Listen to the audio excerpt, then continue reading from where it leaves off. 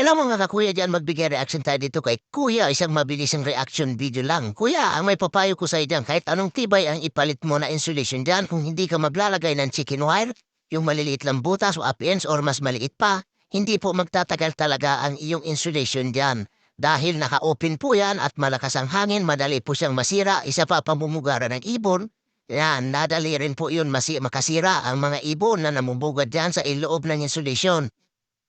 So yan lang may papayo ko sa'yo, bumili ka ng chicken wire, lagyan mo ng chicken wire at bago insulation, bago ang bubong. Guys, tingnan natin yung insulation foam na linagay nila dati. So yan, pagkatapos ng ilang taon, ayan na siya. Babakbak na, natatanggal na. Kumbaga meron din palang ano to guys, may life span. Yan. Siyempre nung bago to, siyempre maganda kasi nababawasan yung init dito sa may bandang ilalim, pero pagkatapos ng ilang taon, ito na yung nagiging itsura niya. Ayan na siya guys. Ewan ko lang sa ibang brand guys, pero itong ano na to, yung kinabit dito, ito yung nangyari. Ewan ko lang sa ano naman ako guys, pa-comment naman ako kung ano yung magandang brand at kung paano natin may iwasan yung mga ganyang senaryo o di kaya pangyayari. Kasi halos lahat, ayan nagtutuklapan na. Ayan. Pero syempre, sabi ko nga, nung bago pa to, yun, syempre maganda siya, di ba? Nababawasan yung init dito sa bandang ilalim. Pero ngayon, eto na yung naging itsura niya. Wala na.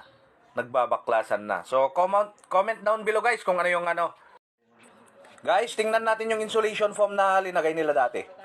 So, yan. Pagkatapos ng ilang taon, ayan na siya. Babakbak na, natatanggal na. Kumbaga, meron din palang, to guys, may life span.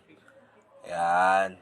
Siyempre, nung bago to, siyempre maganda kasi nababawasan yung init Pakishare dito sa may naman bandang ilalim. ang video na ito para mas marami pa yung makaalam at mas marami ang matuto at makakuha ng idea. Ewan ko lang sa ibang O muli, maraming salamat sa atin lahat at huwag kalimutan, dito, ito yung nangyari. Ewan ko lang pakilike sa naman ang ating comment naman ako kung video, ano yung magandang pakishare, at paki-follow nyo na rin para naman madagdagan ng aking followers. Maraming salamat sa atin lahat. halos lahat. God first, Tutuklapan na.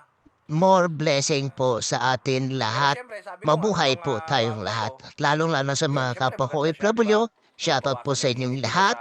Naway pagpalain nawa tayo ng Allah subhanahu wa ta'ala at naway biyayaan tayo ng mas maraming Wala na. biyaya at gabayan tayo at ilayo tayo sa anumang mga mabibigat na pagsubok sa ating buhay. Laban lang, ka-OFW.